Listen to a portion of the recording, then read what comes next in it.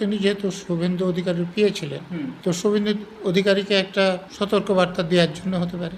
শুভেন্দু অধিকারী যে সতর্কবার্তা যারা দিতে চাইবে, যারা এবার ভোটে গোহারা হেরেছেন, পরাজিত হয়েছেন এবং হারার পরেও পদত্যাগ পত্র দিতে চাইছেন না, হারার পর কেউ বলে যে আমি হারিনি, এটা সাধারণ লোকেরা যারা বুঝবে না, তাদেরকে উত্তেজিত করার একটা কৌশল। তো কোনো একটা সম্প্রদায়ের লোকদের গরু বলে সম্বোধন করাকে, তাদেরকে সম্মানিত করা, তো মমতা ব্যানার্জি কোনোদিন তো সাধারণ মানুষকে সম্মানিত করতেন না। যারা ক্ষমতাচ্যুত হয়েছেন তারা একটা অস্থিরতার সৃষ্টি করতে চাইছেন। স্যার, একদম কাল রাত থেকে যে নামটা একদমই চর্চায় রয়েছে, চন্দ্রনাথ রথ, এই নামটা সচরাচর রাজনীতিতে কোনো তেমন ভূমিকা পালন করেনি, অন্তত সামনে থেকে, কিন্তু এই নামটা বর্তমানে সামনে রয়েছে। তিনি খুন হয়েছেন। প্রথম যে প্রশ্ন, তাকে খুন করা হলো কেন, আপনি কীভাবে দেখছেন? দেখুন, খুন অনেকগুলো কারণে হতে পারে। খুন প্রথমত, তিনি যেহেতু শুভেন্দু অধিকারীর পিএ ছিলেন, তো শুভেন্দু অধিকারীকে একটা সতর্কবার্তা দেওয়ার জন্য হতে পারে। দ্বিতীয়ত, তিনি যেহেতু শুভেন্দু অধিকারীর পিএ ছিলেন, অতএব শুভেন্দু অধিকারী মুখ্যমন্ত্রী হন বা অন্য কোনো মন্ত্রী হন, তাহলে তার মন্ত্রীরও প্রিয় হওয়ার সম্ভাবনা আছে। তো সে পদের দিকে যদি তার কারো চোখ থাকে, সেখান থেকেও হতে পারে। আবার যে শুভেন্দু অধিকারী যে সতর্কবার্তা যারা দিতে চাইবে, তো তারা কারা আপনি তো বুঝতে পারছেন, যারা এবার ভোটে গোহারা হেরেছেন, পরাজিত হয়েছেন এবং হারার পরেও পদত্যাগ পত্র দিতে চাইছেন না, তাদেরও হতে পারে। পুলিশের এখন তদন্ত করে দেখতে হবে যে সত্যিকার কে খুন করেছে, মোটিভটা কী, এবং আমার ধারণা সেটা পুলিশ খুব তাড়াতাড়ি বের করে ফেলবে। কিন্তু স্যার, একটা প্রশ্ন যেটা বারবারই সবার মাথায় আসছে, 2021 সালের যে পোস্টপোল ভায়োলেন্স, সেটা সবার মনে আছে। তৃণমূল জিতলেও পোস্টপোল ভায়োলেন্স, তৃণমূল হারলেও পোস্টপোল ভায়োলেন্স। কাল রাতে স্যার বিভিন্ন জায়গায়, শুধু একটা জায়গায় না, চন্দ্রনাথের শুধুমাত্র একটা ঘটনা না, বিভিন্ন জায়গায়, বসিরহাট থেকে শুরু করে পানিহাটি থেকে শুরু করে বিভিন্ন জায়গায় বোম ব্লাস্ট, ছুরিচালনার মতো ঘটনাগুলি ঘটেছে। এইগুলো বারবার কেন হচ্ছে? উনি ইস্তফা কেন দিচ্ছেন না? উনি নিজেও হেরেছেন, ওনার দলও হেরেছে। তো তিনি চাইছেন যে এমন কিছু একটা গণ্ডগোল হোক, যার ফলে তার বিরুদ্ধে যারা আছেন তাদের দুর্নাম হোক। কোথাও কি স্যার, না হলে হারার পর কেউ বলে যে আমি হারিনি, তো এটা সাধারণ লোকেরা যারা বুঝবে না, তাদেরকে উত্তেজিত করার একটা কৌশল। কোথাও কিন্তু স্যার সেই সমস্ত সাধারণ মানুষকেও অপমানিত করা হচ্ছে, যারা ভোট দিয়েছেন, তাদের মতটাকে মানা হচ্ছে না। তো মমতা ব্যানার্জি সাধারণ মানুষকে কবে সম্মানিত করেছেন? ওই তো ইফতার পার্টিতে যাওয়ার কথা বলা হয়েছিল, তখন সাংবাদিকরা যখন জিজ্ঞেস করেছিলেন, তখন উনি কী বলেছিলেন, যে যে গরুর দুধ দিতে হয় তার লাথি খেতে হয়। তার মানেটা কী? মুসলমানদের ভোটটা হচ্ছে দুধ, আর লাথি খাওয়া হচ্ছে ইফতার পার্টিতে যাওয়া, আর মুসলমানরা গরু। তো কোনো একটা সম্প্রদায়ের লোকদের গরু বলে সম্বোধন করাকে, তাদেরকে সম্মানিত করা, তো মমতা ব্যানার্জি কোনোদিন তো সাধারণ মানুষকে সম্মানিত করতেন না।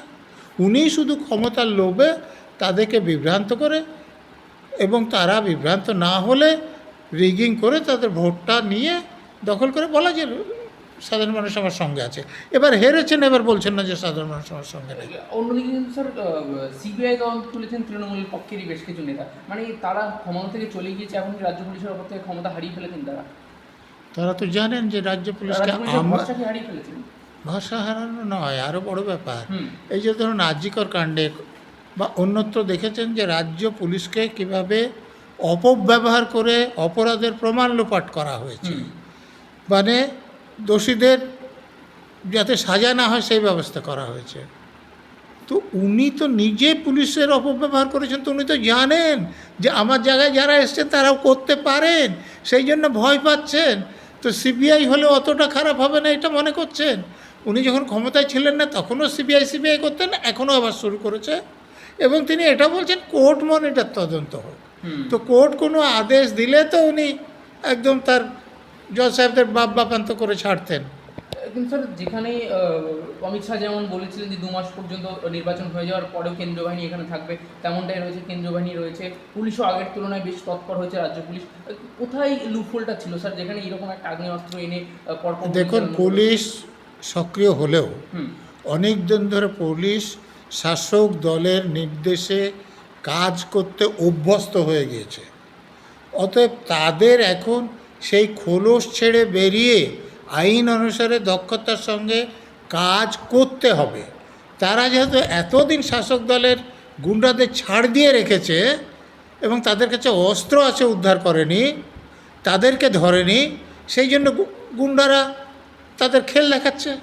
তো পুলিশের লোকরা যদি একটু সচেতন হন, তাহলে তাদের অস্ত্রগুলো এবার উদ্ধার করবেন, তাদেরকে ধরে ভিতরে পুরবেন, তাহলে আর এরকম অশান্তি তারা করতে পারবেন না। মানে কোথাও কি স্যার এখানে একটা জিনিসটা স্পষ্ট যে রাজনৈতিক চক্রান্ত একটা স্পষ্ট এই বিষয়টা, যেখানে যে বাইকটি ব্যবহার করা হয়েছিল সেই বাইকটি ইতিমধ্যে উদ্ধার করা হয়েছে, তাহলে কোথাও কি খুব জলদি আসামির কাছে না, বাইকটা যদি উদ্ধার হয় তাহলে বাইকের মালিক, হ্যাঁ না, বাইকের মালিককে কীভাবে, সে মালিক আবার চালাকি করে আগে যে আমার বাইকটা চুরি হয়ে গিয়েছে কি হারিয়ে গিয়েছে বলে কোনো থানায় ডায়েরি টায়েরি করে রেখেছে কিনা, এইগুলো জানতে হবে।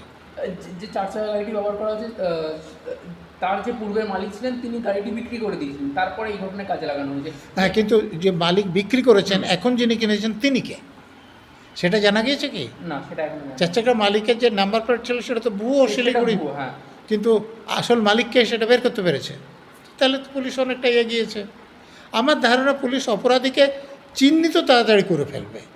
এখন অপরাধ করার পর আসামি যদি ধরুন যে বিদেশে চলে যায়, ওই যে অভিষেক ব্যানার্জির দলের সে মিশ্রের মতো, তাহলে তাদেরকে ধরতে হয়তো সময় লাগবে, কিন্তু যদি পালিয়ে না যায় তাহলে পুলিশ খুব তাড়াতাড়ি ধরে ফেলবে। অনেক বিশেষজ্ঞ মহল আশঙ্কা করছেন তারা যেহেতু এই জেলার কাছে বাংলাদেশ বর্ডার একদম কাছে, বাংলাদেশে পালিয়ে যাওয়ার সম্ভাবনা আপনি মনে করছেন?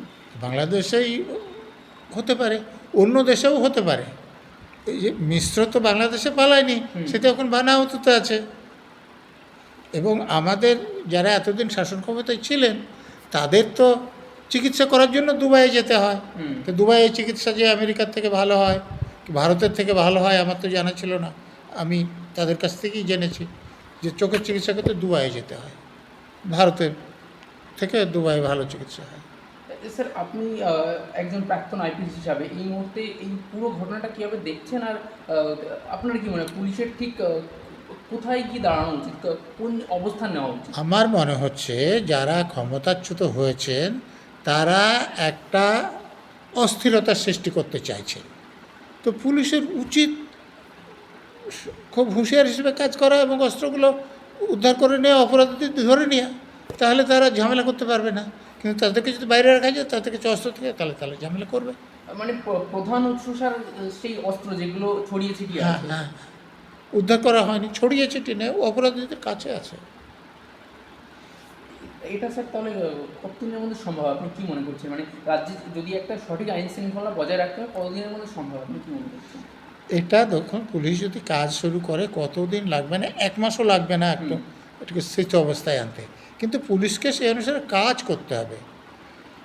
কোনো পার্টি না দেখে, কোনো ধর্ম বর্ণ সম্প্রদায় না দেখে পুলিশ যদি কাজ করে, তো তাহলে মাসখানেকের আগেই এটা নিয়ন্ত্রণে এসে যাবে। স্যার, আরেকটা বিষয় যেটা উঠে আসছে, বিজেপির উচ্চ নেতৃত্ব যেটা বলছে যে বিভিন্ন অবিজেপি কর্মী হঠাৎ করে বিজেপি হয়ে গিয়ে একটা সন্ত্রাস ছড়ানোর চেষ্টা করছে, এটাও কি কোথাও কি সমাজের জন্য দুষ্কর নয়? তো গুন্ডা বদমাশরা তো দুটো কারণে এখন ওই গেরুয়া হয়ে যাচ্ছে।